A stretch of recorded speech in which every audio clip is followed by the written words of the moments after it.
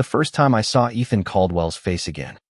My heart stopped not from love, but from the raw, jagged memory of a fist slamming into my ribs. 10 years ago, he was the golden boy of Crestwood College, a quarterback with a smirk that could cut glass. And I was the quiet gay kid who learned to hide in plain sight.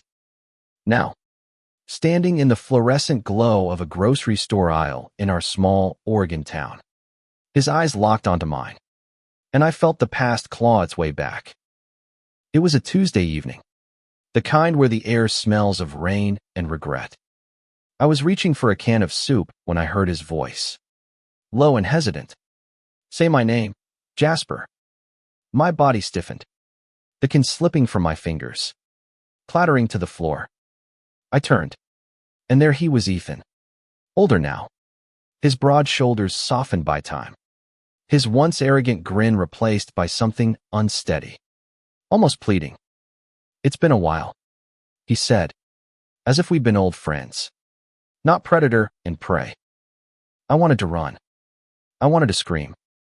Instead, I nodded, my throat tight, and muttered, "Yeah, it has."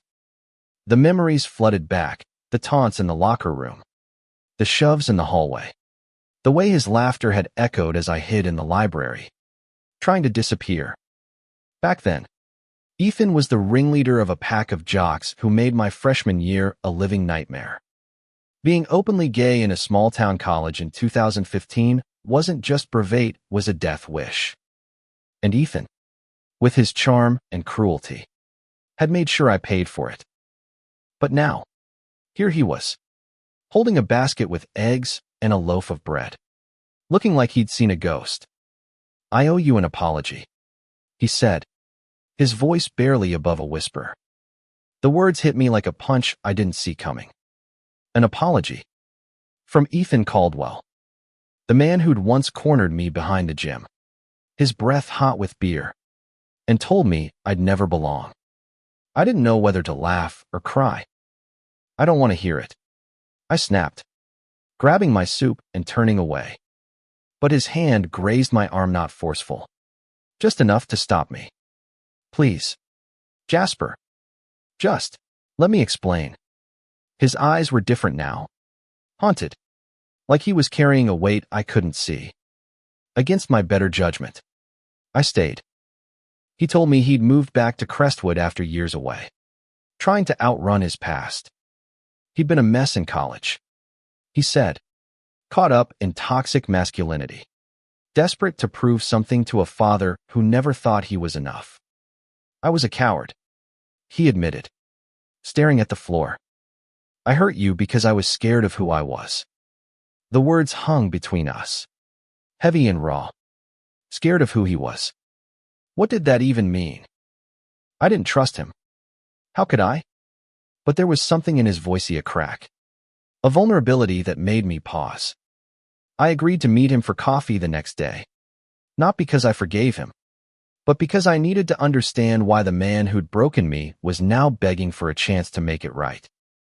The coffee shop was a small, cluttered place called Brewed Awakening, with mismatched chairs and the smell of cinnamon lingering in the air. Ethan was already there when I arrived, sitting by the window, his hands wrapped around a mug like it was an anchor. I sat across from him, my guard up, my heart pounding. "Why now?" I asked, my voice sharp. "Why do you care after all this time?" He leaned forward, his eyes searching mine. "Because I've spent 10 years hating the person I was. And when I saw you yesterday, it was like the universe was giving me a chance to fix it." He told me about his life after college, how he'd left Crestwood, chasing a football career that never materialized, how he'd spiraled into drinking, how he'd hit rock bottom in a rundown apartment in Seattle. And then, slowly, he'd started to rebuild. Therapy, sobriety, coming to terms with the fact that he wasn't just the straight, macho hero he'd been raised to be. "I'm not asking for forgiveness," he said. "I just want you to know I'm not that guy anymore." His voice broke, and I saw its shame, the regret, the desperate need to be seen as something more than his past.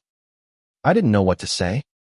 Part of me wanted to hate him forever, to hold onto the pain like a shield. But another part, the part that had spent years learning to love myself, wondered if people could really change. We talked for hours that day, the conversation stretching into the afternoon. He asked about my life, and I told him cautiously about my work as a graphic designer, my small apartment, my quiet life. I didn't tell him about the nightmares, the ones where his voice still echoed, or the way I'd flinched at loud noises for years. But I did tell him I'd survived. And maybe, just maybe, that was enough for now.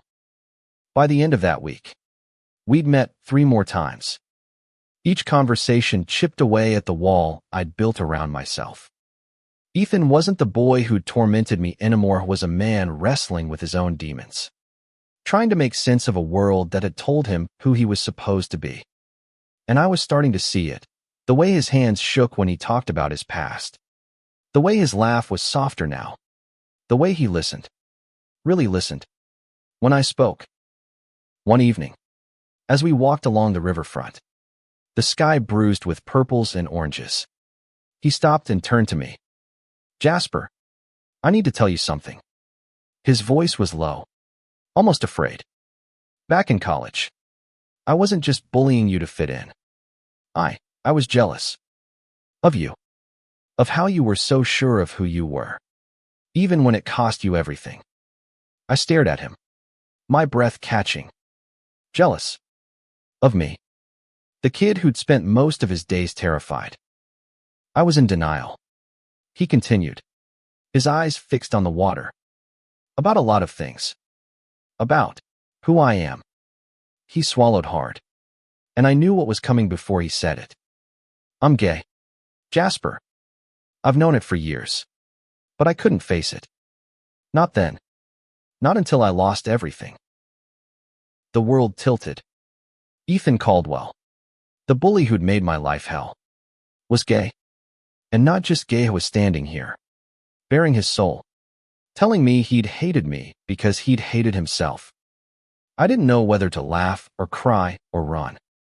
Instead, I stood there, the river rushing beside us, and felt something shift. Not forgiveness. Not yet, but understanding. And maybe, just maybe, the beginning of something else. The weeks that followed were a blur of coffee dates and late-night talks, each one peeling back another layer of the man Ethan had become. He was different now, thoughtful, almost gentle, with a quiet intensity that made my chest ache. But every time I felt myself softening, the past would rear up, sharp and unforgiving, reminding me of the boy who'd laughed as I bled. We started meeting at the park, a neutral space where the open sky felt safer than the confines of a cafe. Ethan would bring a thermos of coffee, and we'd sit on a bench, watching kids chase each other across the grass. He told me about his childhood, about a father who equated masculinity with dominance, about a mother who looked the other way when the shouting started. "I didn't know how to be anything else," he said one afternoon, his voice raw. "I thought if I was tough enough, it would drown out the rest." I listened, my hands wrapped around my own cup, trying to reconcile the man in front of me with the one who'd haunted my nightmares.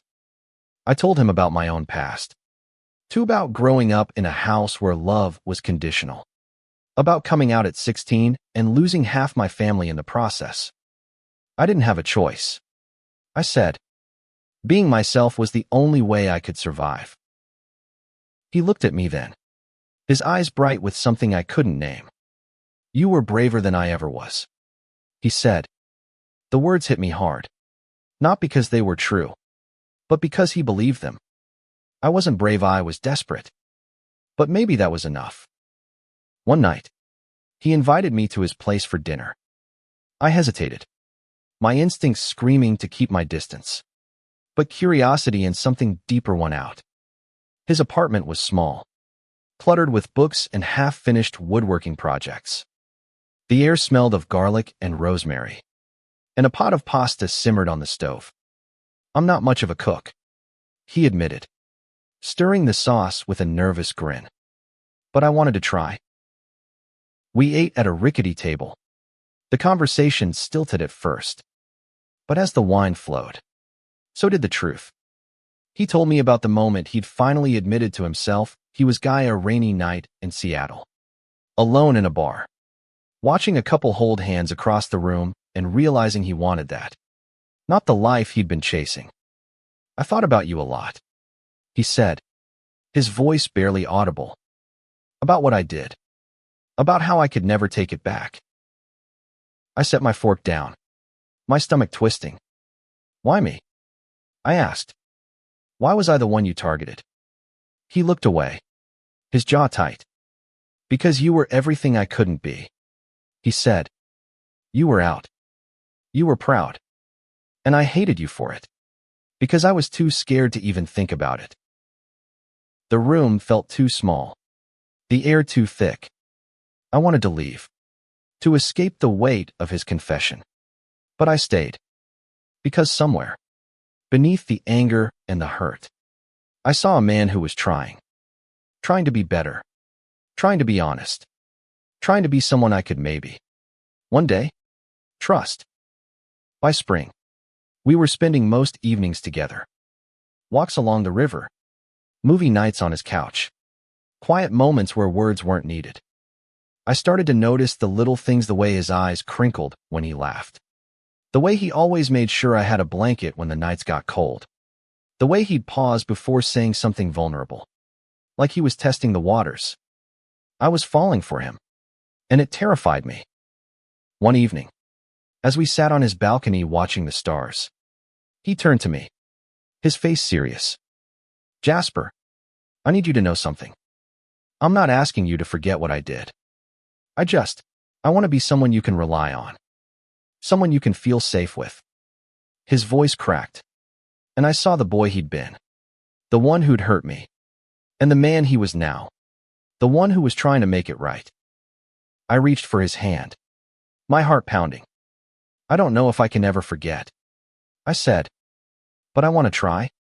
With you. It was the most honest thing I'd ever said, and it felt like jumping off a cliff.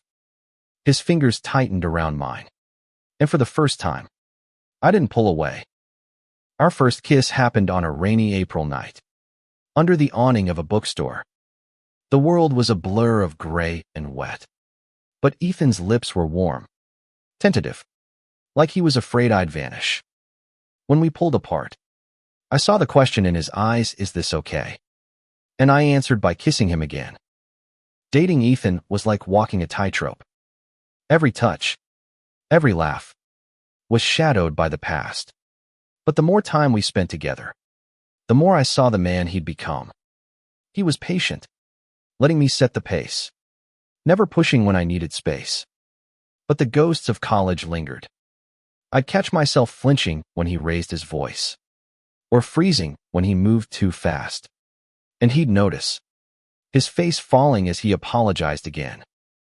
One night, I told him about the worst day, the day he and his friends had cornered me in the dorm stairwell, their laughter echoing as they pushed me against the wall. I'd never told anyone the whole story. Not even my therapist. But with Ethan, it spilled out, raw and unfiltered. He listened, his hands clenched, tears in his eyes. I don't deserve you, he whispered when I was done. I don't know why you're giving me a chance. Because I see you, I said. Not the boy you were. The man you are. It wasn't forgiveness. Not entirely. But it was close. And it was enough to keep going. We started building a life together. Piece by piece. He introduced me to his sister, Claire, a sharp-witted nurse who hugged me like we'd known each other forever. I took him to meet my best friend, Mia, who eyed him warily but softened when she saw the way he looked at me. We cooked together, laughed together, argued about stupid things like whose turn it was to do the dishes. It was ordinary. And it was everything. But the past wasn't done with us. One Saturday, we ran into one of Ethan's old college buddies at a bar. Mike. Aloud. Beefy guy with a laugh like a foghorn. Clapped Ethan on the back and grinned at me. You're Jasper. Right. Man, you've changed since college. His tone was casual, but the words cut deep. He didn't know or didn't care about the history between us. Ethan's face went pale, his hand tightening around his beer. Mike, let's not go there, Ethan said, his voice low. But Mike laughed, oblivious, and started reminiscing about the good old days. I felt the room spin, the memories crashing over me. Ethan stood, his chair scraping the floor, and pulled me outside. I'm sorry, he said, his voice shaking. I didn't know he'd be here. I nodded, my throat tight. But the damage was done. That night, I couldn't sleep, the old fears clawing at me. Was I a fool for trusting him? For loving him? Ethan held me as I cried, his arm steady, but I could feel his own guilt, heavy as a storm cloud. The next morning, Ethan was quiet, his eyes shadowed. Over breakfast, he told me he'd been thinking about something. I want to make amends, he said. Not just to you, but to everyone I hurt back then. I've been running from it too long. He'd started tracking down old classmates, writing letters, making calls, trying to own up to the pain he'd caused. It wasn't easy. Some hung up. Some cursed him out, but he kept going. I watched him, torn between pride and fear. What if this broke him? What if it broke us? But I couldn't deny the courage it took. The way he was facing his past head on. I agreed to help. Not because I owed him, but because I wanted to believe in the man he was becoming. We spent weeks drafting letters together, each one a step toward healing. Some people responded with forgiveness, others with anger. But Ethan took it all, absorbing the weight of their words. One night, he got a call from a guy named Sam, another kid he'd tormented in college. Sam was hesitant at first, but they talked for hours. And when Ethan hung up, he was crying not from pain, but from relief. He said he's okay now. Ethan told me. He said he's happy. I reached for his hand, my heart swelling. You're doing something good, I said. And for the first time, I felt like we were building something stronger than the pasta future where we could both be whole. But love, even the kind that feels like salvation, isn't a straight line. We fought sometimes, raw and messy, about things that didn't matter and things that did. One night, after a stupid argument about laundry, I snapped. Why do I keep doing this? I shouted. Why am I with the guy who made my life hell? The words hung in the air, sharp and cruel, and Ethan's face crumpled. I don't know, he said quietly. Maybe you shouldn't be. He walked out, leaving me alone in his apartment, the silence deafening. I sat there, staring at the walls, and realized I didn't want to lose him. Not because I needed him, but because I loved him, the man he was now, not the boy he'd been. I found him by the river, sitting on a bench, his head in his hands. I'm sorry, I said, sitting beside him. I didn't mean it. He looked at me, his eyes red. I'm trying so hard, Jasper, but I'll never be able to erase what I did. I took his hand, my voice steady. You don't have to. Just keep being the man you are now. That's enough. A year into our relationship, Ethan proposed. It wasn't a grand gesturino flash mobs or skywriting, just the two of us on his balcony, the stars above us, and a simple silver ring in his trembling hand. I don't deserve you, he said, his voice thick, but I want to spend my life trying to be worthy of you. Will you marry me? I said yes before I could think, my heart overriding my head. The kiss that followed was fierce, like we were sealing a promise against the world. But even as we planned our future, the past lingered. My family, those who still spoke to me, were skeptical, their voices sharp with warnings. He hurt you. Jasper, my sister said. How can you trust him? I didn't have an easy answer. Trust wasn't a switch I could flip. It was a choice I made every day. But I saw the way Ethan looked at me, the way he fought for us, and I knew I wanted to take that chance.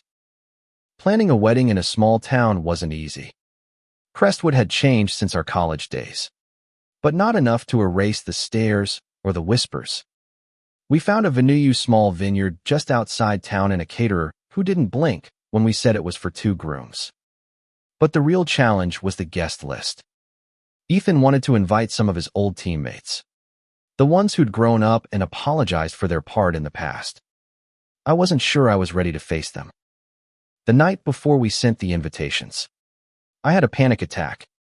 I sat on the floor of our apartment, my breath shallow, the memories of college crashing over me. Ethan found me, his arms wrapping around me as he whispered, "I'm here. I'm not going anywhere." He didn't try to fix it or talk me out of it, just held me until the storm passed. That was when I knew, really knew, that he was my home. The wedding was small, just 50 people under the open sky, the vineyard glowing with fairy lights. I wore a navy suit, Ethan a gray one, and when we said our vows, there wasn't a dry eye in the crowd. Mine promised to love him through the hard days, to trust him even when it scared me. His promise to spend every day proving he was worthy of that trust. When we kissed, the applause felt like a release, like the world was finally on our side. But life doesn't stop at "I do." A month after the wedding, Ethan got a letter from his father, the first contact in years. It was cold, dismissive, accusing him of choosing a lifestyle that shamed the family. Ethan read it in silence, his face unreadable, then crumpled it and threw it in the trash. "He doesn't get to define me anymore," he said, but I saw the hurt in his eyes. I held him that night, my arms around him as he shook. "You're enough," I whispered. "You've always been enough." And for the first time, I think he believed me. We settled into married life, finding a rhythm in the chaos. Ethan started a carpentry business, his hands steady as he shaped wood into something beautiful. I took on freelance projects, my designs filling our home with color. We fought, we laughed, we loved, and slowly, the past started to feel like a story we'd both survived, not a weight we had to carry. One day, we got a call from Sam, the guy Ethan had reached out to years ago. He was in town, and he wanted to meet. We invited him to our home, a small house we'd bought on the edge of Crestwood, with a porch swing and a garden we were terrible at maintaining.